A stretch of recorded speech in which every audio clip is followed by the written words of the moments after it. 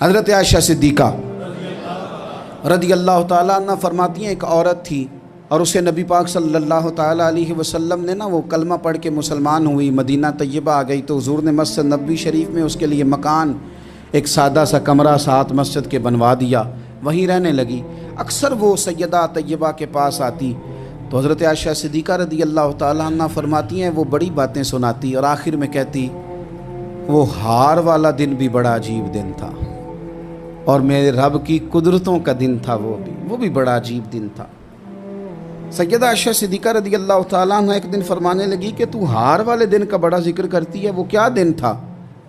تو خاتون کہنے لگی اماں جی وہ دن تھا جب میرے رب پر بھروسہ اور مضبوط ہو گیا،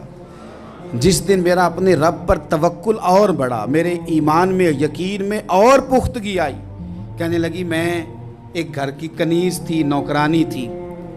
اس گھر میں ایک بچی تھی جس کے پاس سونے چاندی ہیرے جواہرات کا ہار تھا۔ اس زمانے میں چمڑے کے اوپر لوگ ہیرے جواہرات لگاتے تھے، کئی دفعہ سرخ رنگ کے چمڑے پہ لگائے جاتے تھے، وہ بچی پہنتی تھی تو کہتی ہوں بچی کے اس نے اتار کے رکھا یا اس سے گرا وہ ہار تو چیل اسے اٹھا کے لے گئی گوشت سمجھ کے اور میرے سامنے اٹھا کے لے گئی۔ گھر والوں نے مجھ سے پوچھا، یہ بخاری میں موجود ہے، گھر والوں نے پوچھا مجھ سے کہ وہ ہار کہاں ہے تو میں نے کہا چیل اٹھا کے لے گئی۔ گھر میں کچھ چوری ہو جائے تو سب سے پہلا الزام کس پہ لگتا ہے؟ ملازمین پہ۔ کہتے انہوں نے مجھے بڑا مارا، بڑی تکلیف تھی، حتیٰ کہ میری شرمگاہ تک کی تلاشی لی، میری عزت اتنی خراب کی میں بتا نہیں سکتی۔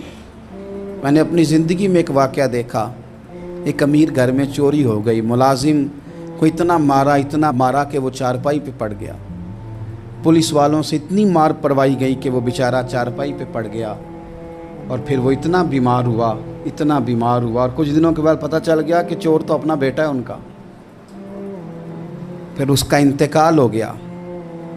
اب وہ سیٹھ صاحب اور گھر والے آ کے مرنے والے کے کان میں معافیاں مانگ رہے ہیں، کان میں۔ تو میں نے ان سے پھر کہا تھا کہ یہ تو اب چلا گیا ہے، تمہارا زور چلتا تھا تو تم نے قانون خریدا اور تم نے اسے جس نہ ہو سکا تم نے اسے مار پڑوائی، تمہارے پاس جو عدالتیں تھیں تم نے وہاں کارروائی کی، اب ایک عدالت قیامت کے دن لگے گی۔ یہ کمزور تھا کچھ کر نہیں سکا۔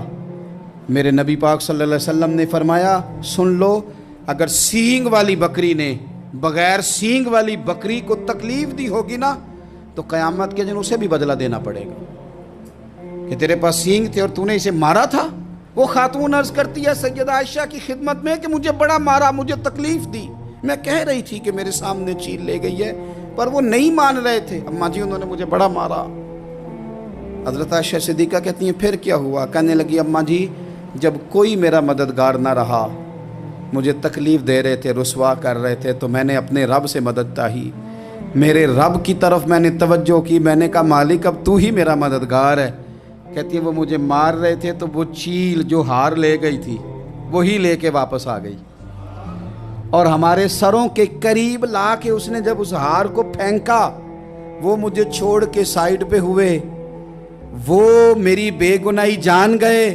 لیکن آپ کو بتاؤں اس دن سے میرا اپنے رب پر یقین اور بڑھ گیا۔ مجھے سمجھ آ گئی کہ جب انسان پورا ٹوٹ جاتا ہے اور جب کوئی چاروں جانب اس کا مددگار نہیں ہوتا تو رب تو ہوتا ہے اللہ تو اس کا مددگار ہوتا ہے وہ تو پھر اپنے اس بندے کی مدد کرتا ہے پھر وہ تو توانائی دیتا ہے وہ تنہا نہیں چھوڑتا، وہ تو آنسوؤں والوں کے آنسوؤں پہ بڑا کرم فرماتا ہے، وہ تو قسم پرسی میں آ جاتا ہے، اس کی رحمت بڑھ کے استقبال کر لیتی۔